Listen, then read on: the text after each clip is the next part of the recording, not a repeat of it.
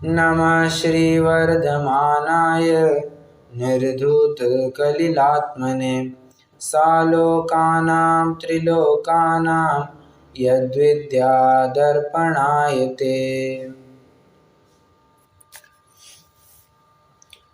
परम मांगलिक ग्रंथ श्री रत्नाकर श्रावकाचार्य जी की हम चर्चा कर रहे हैं। चर्चा की श्रृंखला में सम्यक दर्शन अधिकार के ऊपर चर्चा की, तत्पश्चात सम्यक ज्ञान अधिकार के ऊपर चर्चा की। अब सम्यक चारित्र अधिकार हमारा चल रहा है और सम्यक चारित्र के अंतर्गत इन्होंने एक देश चारित्र माने श्रावकों का स्वरूप, श्रावकों की चर्या, इनके बारे में बताने जा रहे हैं।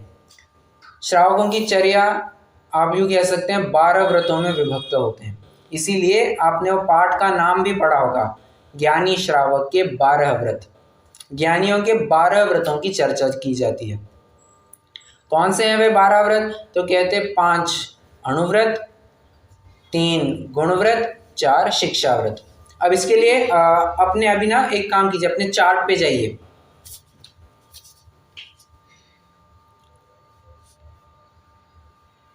चार्ट पे कहाँ तक रुके थे हम?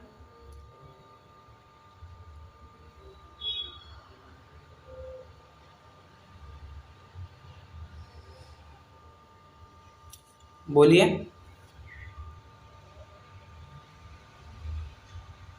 मेरी आवाज आ रही है?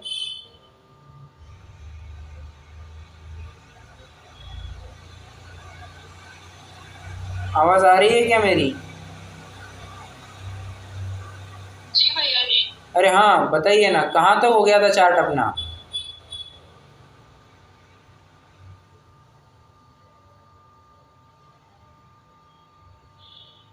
अरे इतना तो फटाफट बताना चाहिए। एक मिनट भैया जी, वो गलत जगह पे रखा था। अच्छा वो सम्यक ज्ञान का स्वरूप लिखा और सम्यक का के 8 गुण, उनकी महिमा, वो सब किया। सम्यक चारित्र का पूरा ही बाकी है। नहीं, सम्यक चारित्र का मैंने लिखाया था, मुझे याद है। लिखा है? हाँ सम्यक चारित्र का मैंने लिखाया था।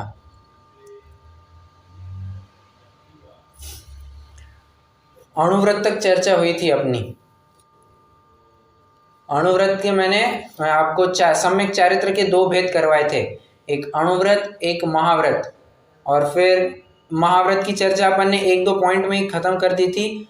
देशव्रत, सॉरी अणुव्रत नहीं, देशव्रत और महाव्रत, ऐसे 2 भेद किए थे। फिर देशव्रत के हमने पुनः 3 भेद किए थे।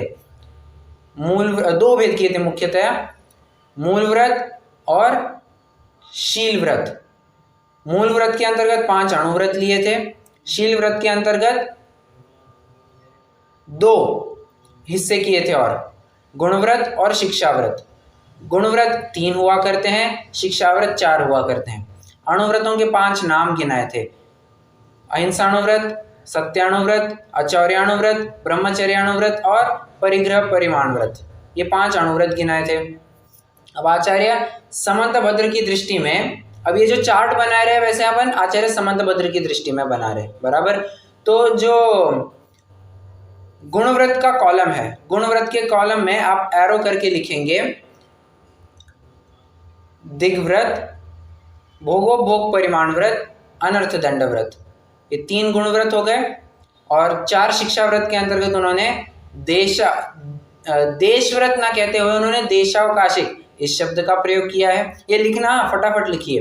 वैसे ये चर्चा अपन 2-3 बार कर चुके हैं, बट आज फिर से एक बार रिवाइज करूंगा। अब आज मैं रुकूंगा नहीं ज़्यादा, मुझे आज फटाफट ये चार्ट पूरा करवाना है। ओके, अगर आपको लगता है फिर से चाहिए तो आप रिकॉर्डिंग जब अपलोड हो जाएगी तो आप सुन लीजिएगा, ठीक है। आप पुराना जो चार्ट होगा आप उसको भी रेफर कर सकते हैं। आचार्य समंतभद्र शिक्षा व्रत में लेते हैं देशावकाशिक, सामायिक, प्रोषदोपवास और वैयावृत्य, ठीक है। ये 4 शिक्षा व्रत लिए गए हैं।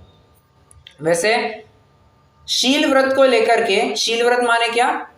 गुण व्रत और शिक्षा व्रत, इन दोनों को मिलाकर के शील व्रत कहा जाता है। तो शील व्रत को लेकर के आचार्यों में, विद्वानों में कई सारी अपेक्षाएं मिलती है।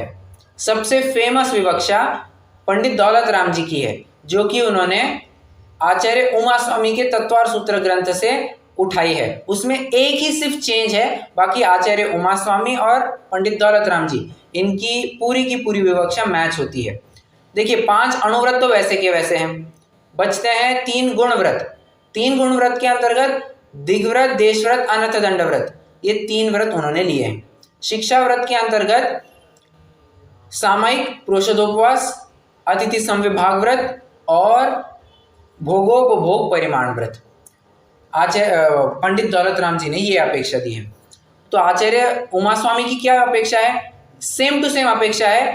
फर्क यहाँ इतना ही है कि भोगोपभोग परिमाण व्रत की जगह पर वे शब्द का प्रयोग करते हैं उपभोग परिभोग परिमाण व्रत। मतलब आम जनता जिसे भोग कहती है, जो एक बार भोगा जाए, सेवन किया जाए सो भोग, आचार्य उमा स्वामी उसे उपभोग कहते हैं। और जो बार बार भोगा जाए, सामान्य जनता उसे उपभोग कहती है, आचार्य उमा स्वामी उसे परिभोग कहते हैं। बराबर। अब ये अपेक्षा हो गई आचार्य उमा स्वामी या पंडित दौलत राम जी की, सेम ही है। तीसरी अपेक्षा कैसे? पहली अपेक्षा आचार्य समंतभद्र, दूसरी अपेक्षा आचार्य उमा स्वामी या पंडित दौलत राम जी, तीसरी अपेक्षा है आचार्य कुंद की। अब आचार्य कुंद ने अणुव्रत तो वैसे के तैसे रखे। गुणव्रत में उन्होंने दिग्व्रत, अनर्थ दंड व्रत और भोगोपभोग परिमाण व्रत, ये 3 व्रत रखे। देश व्रत को उन्होंने पूरा हटा ही दिया। क्या कहा? देश व्रत को उन्होंने पूर्णतया हटा ही दिया। क्यों साहब, क्यों हटाया होगा? 12 व्रतों में देश व्रत को स्थान ही नहीं दिया।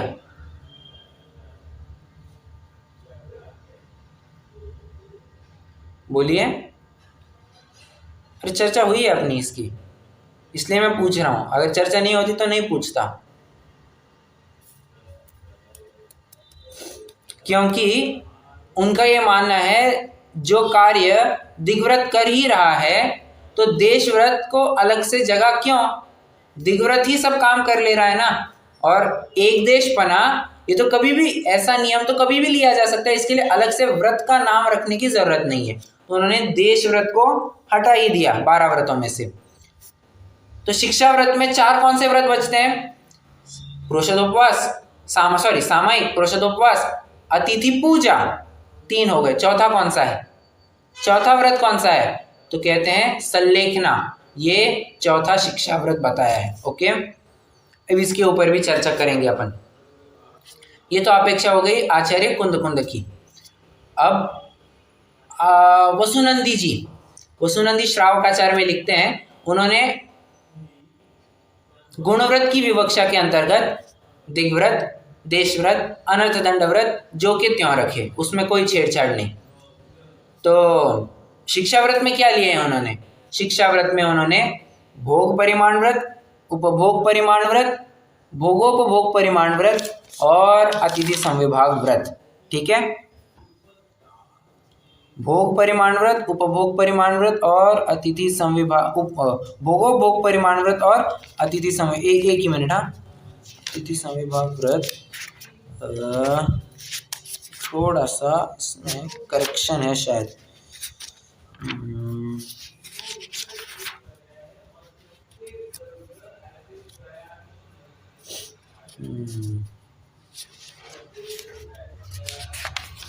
नहीं, ठीक है।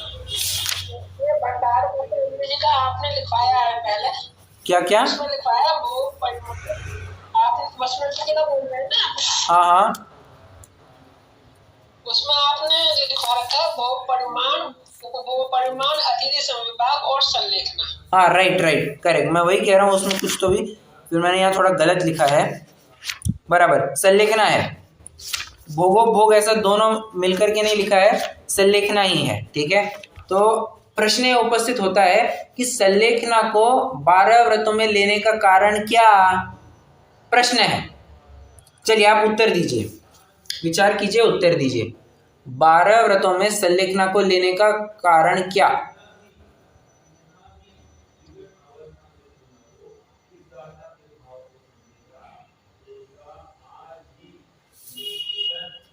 बोलिए ना, कोई तो भी कह रहा था, उत्तर दे रहा था।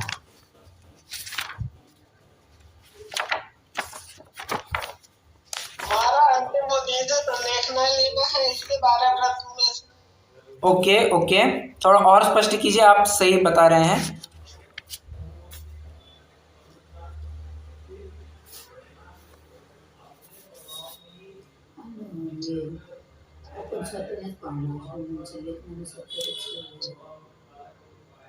ठीक है, देखिए, हाँ बोलिए ना। कुछ नहीं, कसाय को क्षीण करना। हाँ, तो व्रत में लेने का कारण क्या है? प्रश्न तो यह है ना, व्रत में लेने का कारण क्या? 12 व्रतों में क्यों लिया? बाकी के विद्वानों ने, आचार्यों ने तो संलेखना को 12 व्रतों से अलग एक 13वां व्रत कहिए, या फिर एक प्रकार से 12 व्रतों में उसकी गिनती नहीं की, संलेखना का जिक्र अलग से किया है। ऐसा क्यों?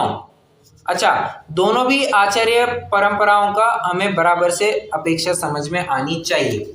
आचार्य कुंद को ये लगा, ये व्यक्ति जीवन भर अपना सब आचरण यथावत पालेगा और कहीं संलेखना समाधि मरण के काल में एक गाफिल होकर के अपने किए कराए पर पानी ना फेर दे, इसलिए जरूरी है कि संलेखना की भावना निरंतर भाते रहना। अब आपका पॉइंट आएगा कि कषायों को कृश करना, तो कषायों को कृश करने के लिए संलेखना एक बहुत बड़ा जरिया हुआ करता है। क्यों साहब? कषाय का और कषाय को कृश करना और संलेखना, इनका क्या संबंध है? संलेखना की परिभाषा ही है कषाय काय लेखना संलेखना। कषाय और काय, इन दोनों को कृश करने का नाम संलेखना है। और एक और बात वे कहते हैं, कोई इसे ऑप्शनल अब 13 सब्जेक्ट है, व्रत कितने बताए हैं श्रावकों के? 12 व्रत। तो कोई इसे ऑप्शनल सब्जेक्ट समझ करके उड़ा ना देवे, ये अत्यंत महत्वपूर्ण विषय, ये कंपलसरी सब्जेक्ट है, इसको करना ही पड़ेगा, इसलिए उन्होंने 12 व्रत में ले लिया। Okay, point number 2। पॉइंट, ये सब कारण आप लिखिए और आपको याद होने, एक आध दूसरा कारण भी अगर आपको याद रहा बहुत अच्छा। तीसरा कारण ये है, आचार्य कुंद कहते हैं, संलेखना की भावना या संलेखना पूर्वक मरण, समाधि पूर्वक मरण करने के लिए जीवन समाधिमय होना चाहिए। और जीवन समाधिमय कब हो पाएगा? जब यथावत वो व्रतों के अंतर्गत उसको पाले। क्यों? व्रत ये नियमित रूप से पाले जाते हैं, कोई एक आध बार पाल लिया ऐसा नहीं, व्रत नियमित रूप से पाले जाते हैं, रेगुलरली पाले जाते हैं।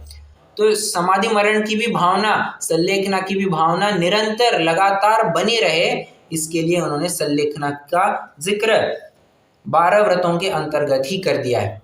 उनका सिंपल सा फंडा है, वे कहते हैं देखो,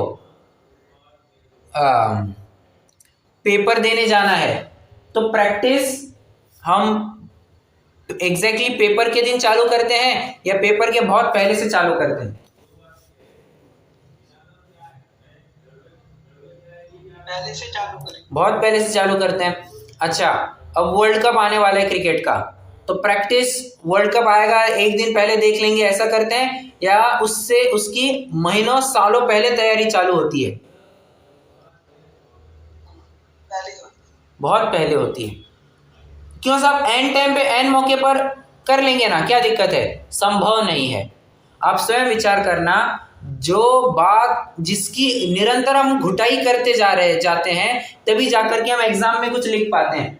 जिस बात की हमने जीवन भर को, मतलब पूरे पढ़ाई के काल में कुछ घुटाई ही नहीं की है, कुछ याद ही नहीं किया है, कुछ पढ़ा ही नहीं है, वो पेपर में जाकर के क्या खा के याद आएगा? हमें कुछ याद नहीं आने वाला है। उसी प्रकार संलेखना का भी समझना, अगर हमें लगता है कि संलेखना की भावना मरण के काल में भाएंगे, तो मरण, पहली बात, मरण तो तुम्हें कुछ बता करके आने वाला है नहीं। अच्छा, परीक्षा तो भी डिफाइंड होती है कि अब इस तारीख से लेकर इस तारीख तक होगी, मरण का कोई तारीख तो निश्चित है नहीं, कभी भी आकर टपक सकता है, तो उसमें क्यों गाफिल रहना?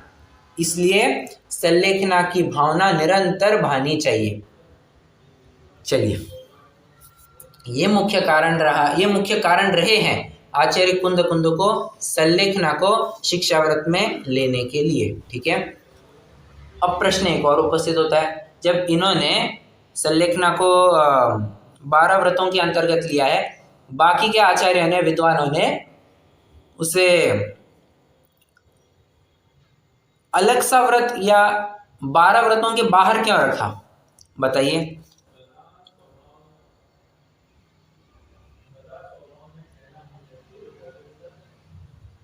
विशेष समझाने के लिए। परफेक्ट परफेक्ट, बहुत अच्छा, विशेष रूप से समझाने के लिए। देखिए, कोई भी चीज एकदम हटके कब दिखाई जाती है,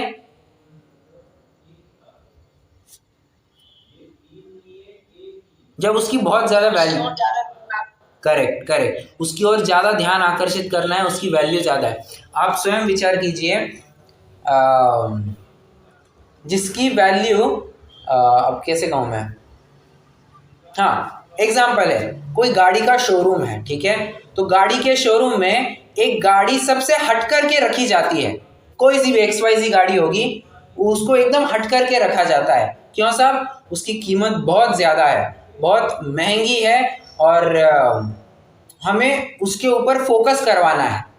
तो जिस बिंदु के ऊपर फोकस करवाया जाता है उसकी अलग से चर्चा की जाती है, इसलिए अन्य आचार्यों ने, विद्वानों ने समझा हमें इसके ऊपर विशेष फोकस देना है। तो कई 12 व्रतों में घुल मिल करके there is no point in becoming one with the common.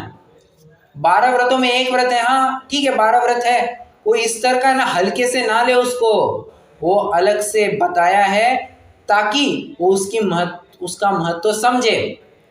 अरे देखिए ना, मिठाई को भी अलग से क्यों रखा जाता है, भोजन में मिठाई अलग से क्यों रखी जाती है, क्योंकि उसकी विशेष महत्व है। प्राय लोग कहते हैं मीठा नहीं खाएंगे तो भोजन पूरा नहीं होगा, बराबर उसी प्रकार सल्लेखना नहीं होगी तो ये जीवन भी पूरा नहीं होगा। जिस प्रकार बिना मिठाई का भोजन अधूरा रह जाता है, उसी प्रकार बिना सल्लेखना का जीवन ये भी अधूरा रह जाता है। इसलिए उस अधूरेपन को पूरा करने के लिए सल्लेखना का लेना बहुत बहुत बहुत ज़रूरी है। ये बात उन्होंने एक स्पेशल पॉइंट डाल करके हाईलाइट करने की कोशिश की है। दोनों आचार्यों का मंतव्य, दोनों आचार्य परंपराओं का मंतव्य एक ही रहा है, सल्लेखना का स्वयं मतलब सल्लेखना के बारे में जागृति कराना, लोग समाधि मरण के बारे में थोड़े जागरूक हो जाए, इसके लिए दोनों ने अपने अपने स्तर पर प्रयास किया। और देखिए, विचार कीजिए, आचार्य कुंद है गुरु, आचार्य उमा स्वामी है शिष्य। गुरु कहते हैं कि 12 व्रतों में लो, शिष्य कहता है 12 व्रतों से अलग एक 13वां व्रत बता दो। व्रत कहने की अपेक्षा 12 व्रतों के अंतर्गत उसको शामिल मत करो, परंतु स्वयं एक सूत्र लिखते हैं, मारणांत की सल्लेखना जोशिता। क्या कहते हैं, मरण के अंत में सल्लेखना अत्यंत जोश पूर्वक लेनी चाहिए। साहब जी, जोश पूर्वक कैसे ली जाती है? जोश पूर्वक समाधि मरण की तैयारी वही कर सकता है जिसने जीवन भर यथावत आचरण पाला होगा। अंत में जाकर के कभी कुछ हो नहीं पाता है। ठीक है, यहां तक किसी को कोई शंका, दुविधा, प्रश्न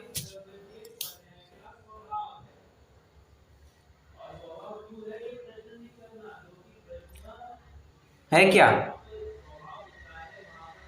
नहीं भैया। ओके, वैसे चार्ट कितने जनों ने पूरा कर दिया? जी भैया जी, पहले ही बनाया। हाँ, मैं वही कह रहा था, पहले ही बनाया था। क्या कहा? पहले बना हुआ, मतलब पहले काफी पहले का बना हुआ भी है ना? हाँ, इसी क्लास में नहीं, सब क्लास से पहले बनवाया था।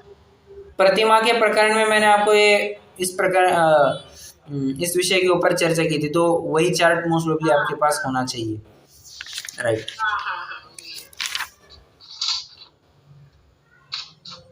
ठीक है,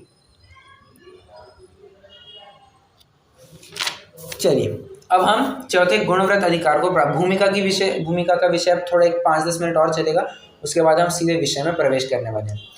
अब चौथे गुणव्रत अधिकार की चर्चा प्रारंभ होगी। सबसे पहला प्रश्न, जिसके नाम से अधिकार चलाया जा रहा है, ऐसे गुणव्रत। इस शब्द का अर्थ तो बताइए, गुणव्रत मतलब क्या, बताइए जरा।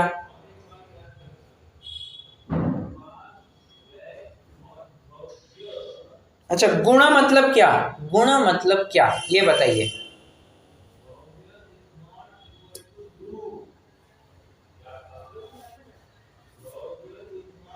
अरे गुण मतलब क्या, मैथ्स में गुण मतलब क्या होता है? मल्टीप्लाई। करेक्ट, गुण मतलब होता है मल्टीप्लाई करना, एक प्रकार से बढ़ाना। ठीक है, किसको बढ़ाना? व्रत, व्रतों में वृद्धि करना। कौन से व्रत? मूल व्रत माने अणुव्रत, उनमें वृद्धि करने का काम ये गुणव्रत करते हैं। मतलब मूल व्रत को तो पालना ही पालना, प्लस उनमें और वृद्धि चाहते हो तो एक काम करो, गुणव्रत का अंगीकार करो, तुम्हारे अणुव्रत और सुरक्षित होंगे और तेजी से बढ़ेंगे।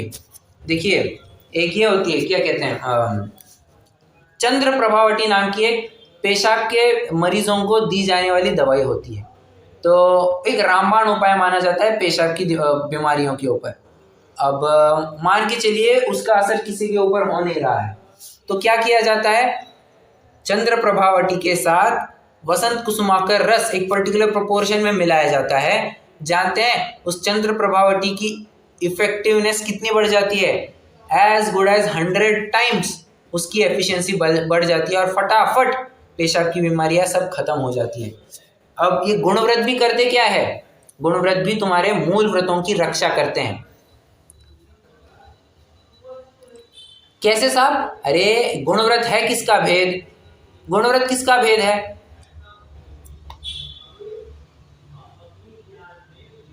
चारित्र का।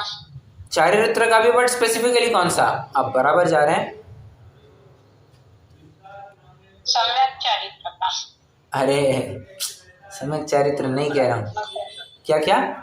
मूल व्रत का ना, मूल व्रत से मूल व्रत का है ना ये। क्या? हाँ,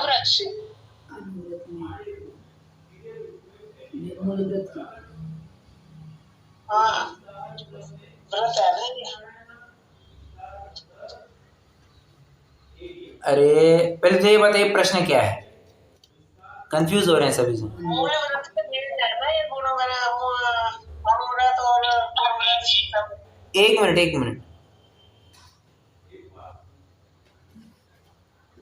एक जन कोई तो भी।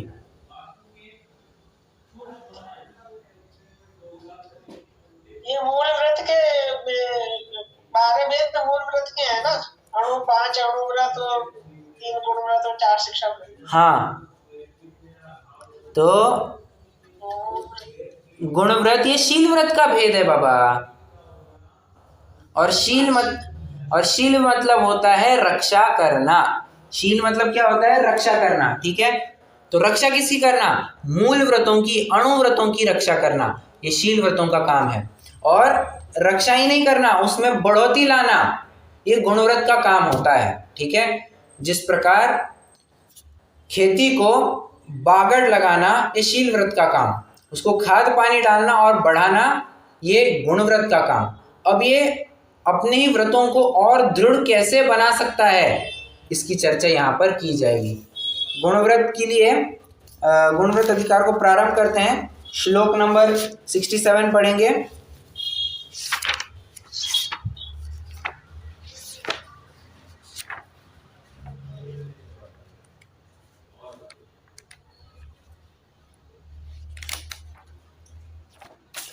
पेज नंबर है 123, पढ़िए। दिग्व्रतम अनर्थ दंड व्रतम च भोगोपभोग परिमाणम अणुबृहणात् गुणानाम् आख्यान्ति गुणव्रतान्यार्या। गुणव्रतान्नि आर्याः, गुणव्रतों आख्यान्ति कहा है, किसको? गुणव्रतों को कहा है। किसने कहा है? आर्या। आर्या मतलब हमारे सोसाइटी में रहने वाली आर्या, वो नहीं। आर्य मतलब होता है श्रेष्ठ पुरुष, साधु पुरुष, सज्जन पुरुष। ठीक है,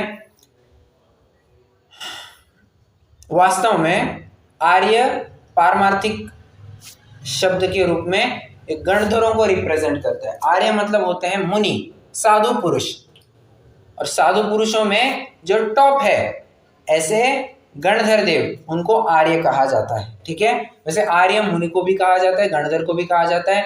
कभी कभी आपको तीर्थंकरों के लिए भी आर्य इस शब्द का प्रयोग मिलेगा, तो घबराने की कोई बात नहीं है। परंतु कौन से गुणव्रत कहे जा रहे हैं उसका नाम तो बताओ। तो कहते हैं दिग्व्रतम, दिग्व्रत। अब म हलंत किया तो अ बाहर निकलेगा, संधि विच्छेद कीजिए। म हलंत किया तो अनर्थ दंड व्रतम, तो दिग्व्रत, अनर्थ दंड व्रत, भोगोपभोग परिमाण और अणुबृहणाद। अणुबृहणाद मतलब वैयावृत्ति। अरे एक्सट्रीमली सॉरी, अणुबृहणाद, मैं कुछ का कुछ बोल दिया। अणुबृहणाद, अणुबृहणाद मतलब बढ़ाना। ये अणुबृहणाद मतलब बढ़ाना कैसे हुआ? मुझे ग्रामर से जरा सिद्ध करके दिखाना। हाँ क्या?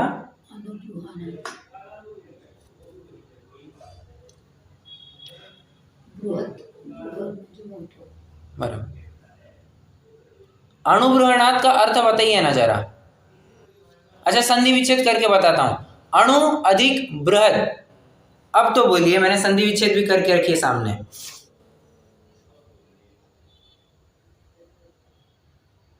मतलब को बढ़ाना हो गया। क्या क्या? बृहणाद मतलब बढ़ाना, करेक्ट।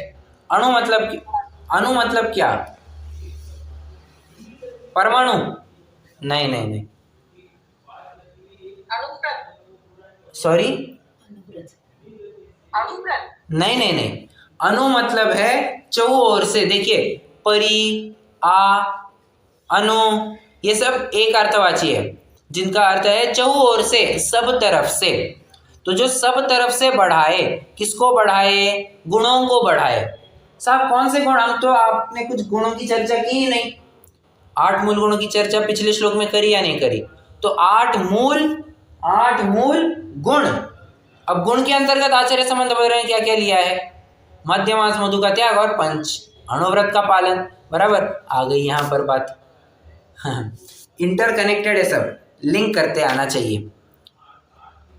कौन कौन से? कहते हैं दिग्व्रत, अनर्थ दंड व्रत और भोगोपभोग परिमाण व्रत। इन 3 व्रतों की चर्चा हम इस गुणव्रत अधिकार के माध्यम से करने वाले हैं।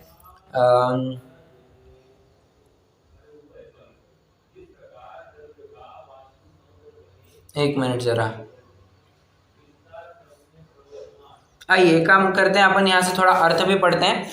आर्य अर्थात जो भगवान गणधर देव हैं, वे दिग्व्रत, अनर्थ दंड व्रत, भोगोपभोग परिमाण व्रत, ये 3 व्रत है। उन्हें अणुव्रतों को गुणाकार रूप बढ़ाने वाले होने से गुणव्रत कहते हैं।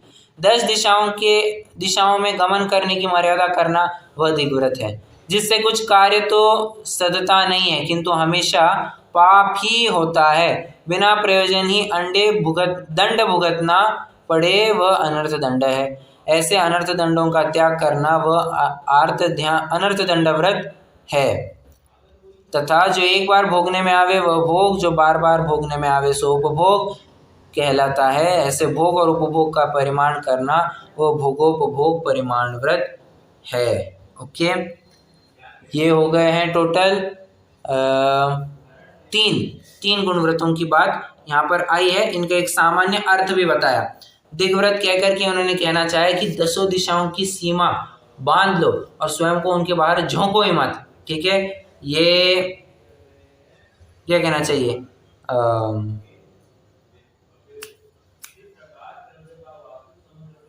एक कुछ पॉइंट कहने वाला था।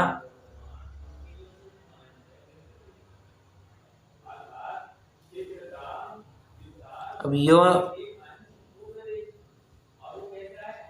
आवाज आ रही है मेरी?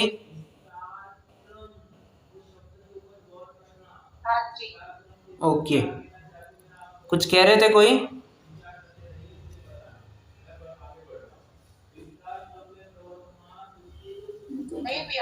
ओके, चलिए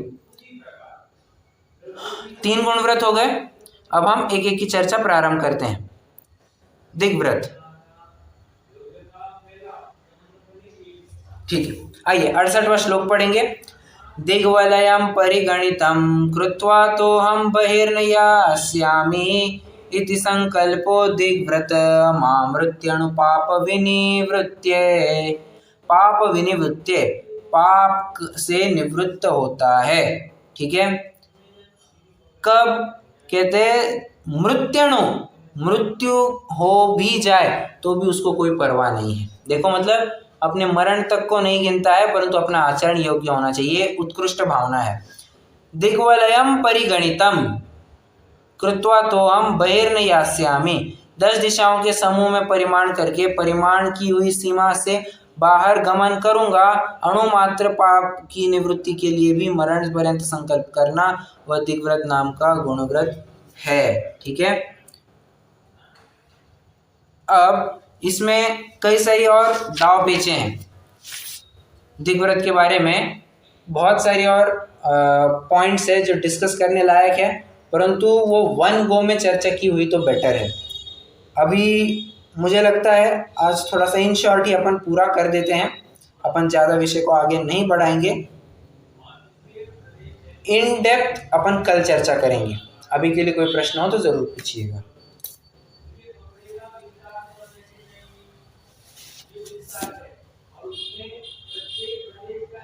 नहीं है, चलिए रुकते हैं।